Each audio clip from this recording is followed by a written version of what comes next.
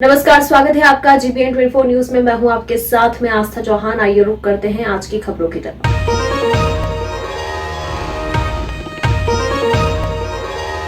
जिला पदाधिकारी बांका पुलिस अधीक्षक बांका द्वारा समाहरणालय में संयुक्त रूप से प्रेस कॉन्फ्रेंस किया गया। मीडिया को संबोधित करते हुए जिला पदाधिकारी बांका द्वारा 8 जून 2021 को सदर थाना क्षेत्र अंतर्गत चांदन नदी तट के किनारे बसे चमरेली नवटोलिया गांव स्थित मदरसा में मंगलवार की सुबह बम विस्फोट की घटना हुई। जिला पदाधिकारी के द्वारा बताया गया, यह मदरसा 18 से 20 साल पुराना है। इस बम विस्फोट में घायल हुए इमाम को इलाज के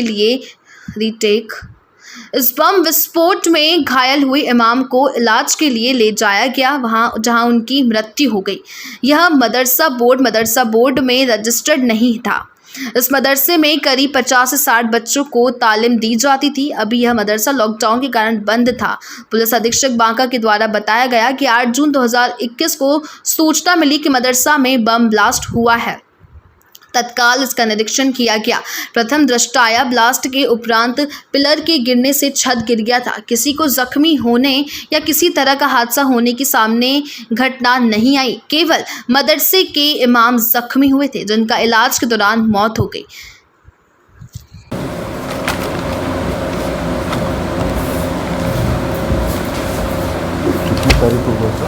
इस वार्ता में आप लोग सभी लोगों का स्वागत है। आज का प्रेस कॉन्फ्रेंस हम लोग जो 8 तारीख को घटना हुई है नवटोलिया ग्राम में उसको लेकर के हम लोग एक प्रेस वार्ता कर रहे हैं, जिसमें जो बेसिक चीज़ थी उसकी भी हम लोग जानकारी आप लोग को उपलब्ध करा देंगे। और आप लोग का जो क्वेरी होगा या कुछ जानकारी लेनी होगी तो सबसे पहले ये हम लोग का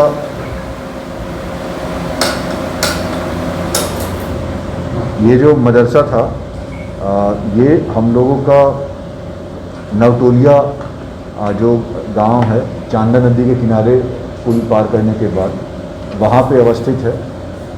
इसमें जो एक मस्जिद है और जो मदरसा चल रहा था वो करीब 18 से 20 साल पुराना वो था। और जो वहाँ पे इमाम थे वो करीब 10 वर्षों से वहाँ पे वहाँ पे करते थे। ये जो है एक रैयती लैंड पे ये मदरसा जो है बना हुआ है। इसमें इसका खतिहानी रैयत जो हैं वो बुद्धन मियाँ थे और अभी जो है ये इनका झकसू मियाँ थे जो बुद्धन मियाँ के वालिद थे। अभी जो इसमें इमाम थे, जो कमेटी है मदरसा जो थी वो रजिस्टर्ड नहीं है। हम लोग मदरसा बोर्ड से रजिस्ट्रेशन होता है, मदरसा बोर्ड से ये मदरसा जो है रजिस्टर्ड नहीं था और किसी भी प्रकार का इसमें सपोर्ट या सहायता वो लोकल लोगों के मिलने कंट्रीब्यूशन से इसका वो चलता था।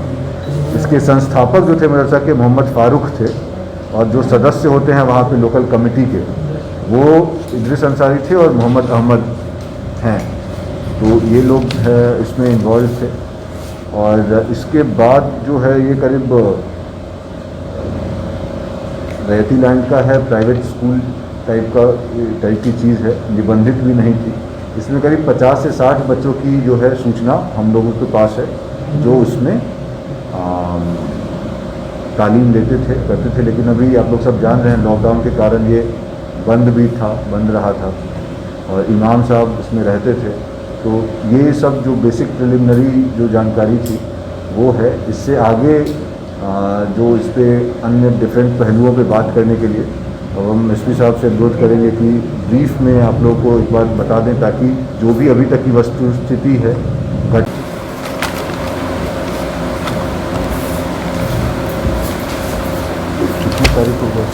इस वार्ता में आप लोग सभी लोगों का स्वागत है।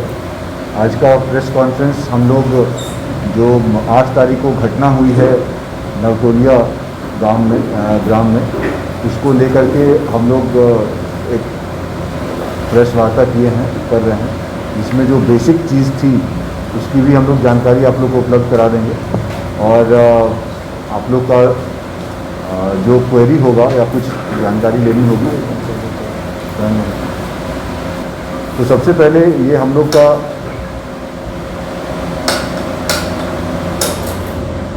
ये जो मदरसा था ये हम लोगों का नवटोलिया जो गांव है चांदा नदी के किनारे पुल पार करने के बाद वहाँ पे अवस्थित है।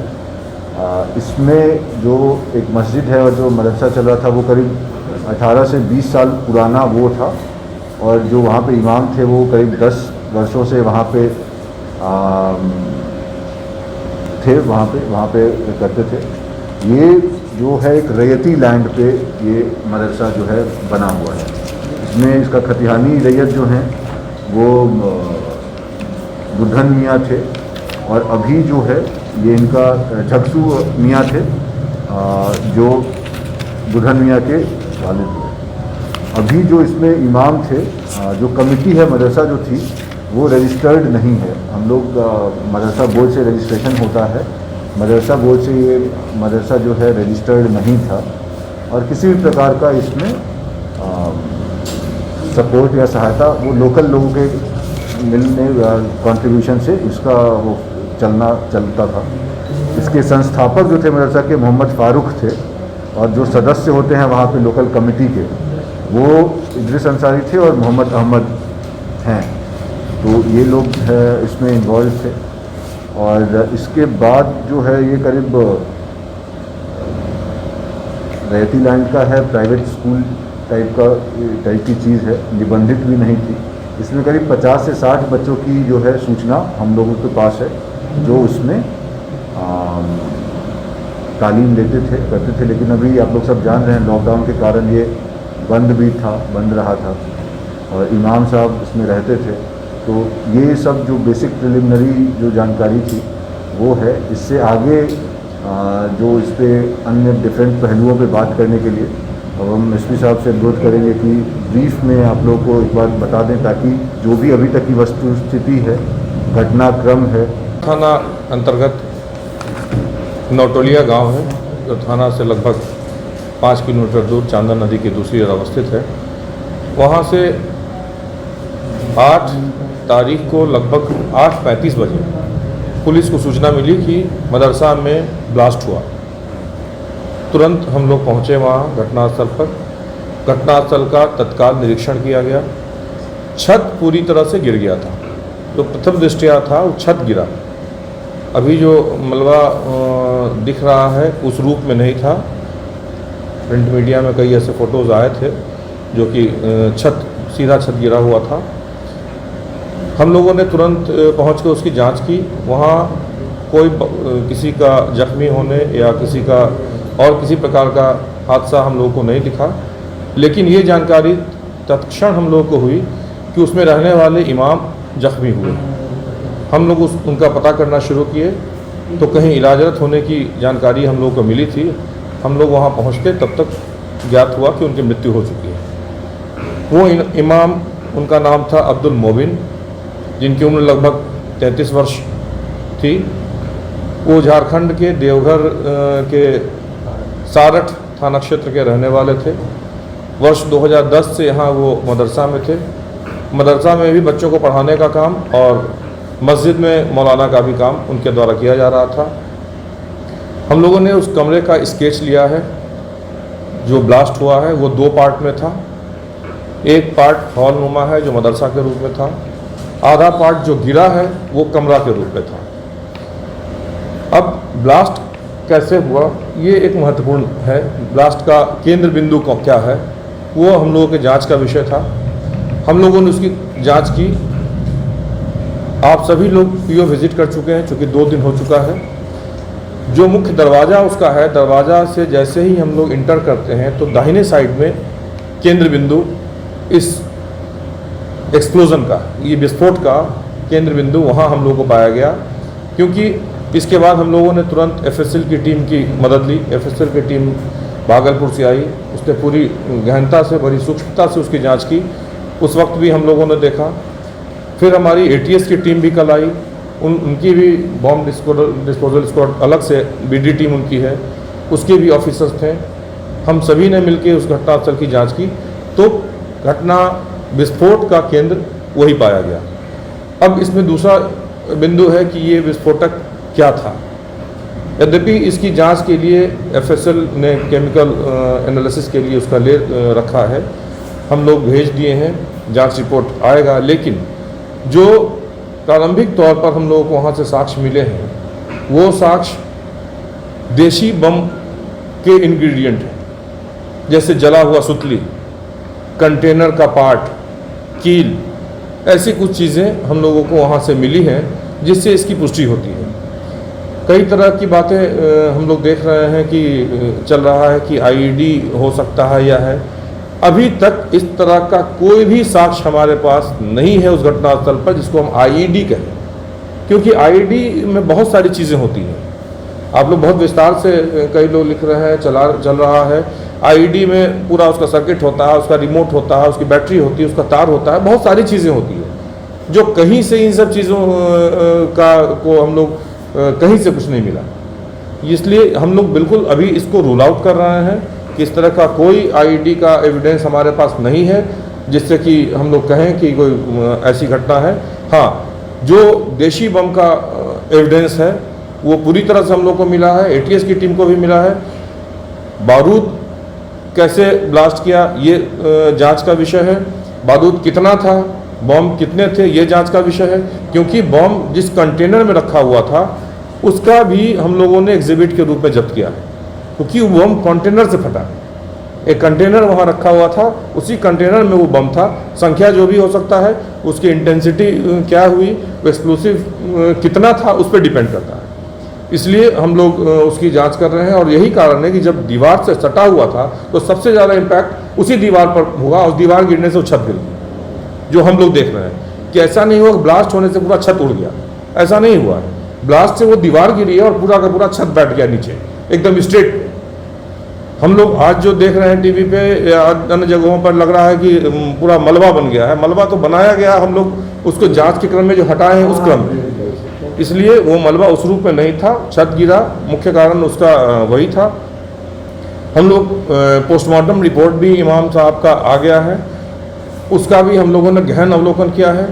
उनके मृत्यु का कारण डिफरेंट इंजुरीज हैं, उनके शरीर के कई भाग पर, सर पे, पीठ पे, हाथ पे, कई जगहों पर हैं, लेकिन वो कोई भी इंजुरी एक्सप्लोसिव इंजुरी नहीं है, विस्फोटक पदार्थ का इंजुरी वो नहीं है। स्पष्ट है ये इसमें, उसमें एस्फिक्सिया, दम घुटना भी लिखा गया है। उनके ट्रेकिया में, सांस की नली में धुआं विस्फोटक का होने की बात अंकित की गई है। इस तरह की चीज़ें हैं, इंजरी भी है, लेकिन वो सभी इंजरी किसी भी चीज़ का इम्पैक्ट का है, कोई हार्ड एंड ब्लंट टाइप का, दीवार का, ईंट का, इस तरह की कोई चीज़ें हो सकती है। अभी तक का हम लोग का ये है। अब विस्फोटक कौन सा था ये हम जब तक केमिकल एनालिसिस रिपोर्ट हमको एफएसएल का नहीं मिलेगा तब तक हम उसकी इंटेंसिटी, उसका क्वांटिटी हम बताने में असमर्थ होंगे। हम लोग इंतज़ार कर रहे हैं, जैसे ही वो मिलेगा आपको हम लोग दे देंगे। आपको सर लगता है कि देसी बम में इतनी इंटेंसिटी होती है कि दीवार गिर जाए? बिल्कुल बिल्कुल, वो डिपेंड करता है कि संख्या क्या है। वो संख्या के कि बारूद वही है, बारूद कितना इकट्ठा होता है उससे करता है। फिर गर्मी है, कंटेनर है, कितने कि बनाने वाले इतना एक्सपर्ट नहीं होते हैं कि उसको कैसे रखा जाए और कितना बारूद रखा जाए, क्योंकि देशी बम का उस गांव में ट्रैक रिकॉर्ड भी रहा है। तो पहले भी गांव में कई केसेस पिछले ही साल हुए थे जिसमें बमबाजी की घटना हुई थी और उसमें भी इसी तरह के बम, सुतली और बारूद टीन टाइप का हम लोग को मिला था। तो हम लोग उस रूप में भी देख रहे हैं और उसी इलाके के भी कई लोग एक्यूज थे। लेकिन सर बड़ा सवाल तो ये है ना कि ठीक है देसी बम था, लेकिन मकसद क्या था, कहाँ से आया था, इमाम का संपर्क कहाँ था, इमाम के बंगाल से भी कनेक्शन की कुछ बात आई है, इस तरह का भी कुछ संकेत मिला? नहीं, इमाम झारखंड के थे, हम लोगों ने बताया आपको। अभी लॉकडाउन में इमाम यहाँ रह भी नहीं रहे थे, ईद में भी आए थे, जुमा के नमाज में आए थे, आना जाना उनका हो रहा था। रखने की बात हम लोग वही जांच का विषय है कि किसने रखा। ये किसी स्थानीय लोगों की भूमिका अभी हम लोग देख रहे हैं कि स्थानीय लोगों के द्वारा रखी गई या और किसी के द्वारा रखा गया। इन सभी चीज़ों को बहुत ही साइंटिफिक तरीके से हम लोग जांच कर रहे हैं कि किसका कनेक्शन कहाँ है।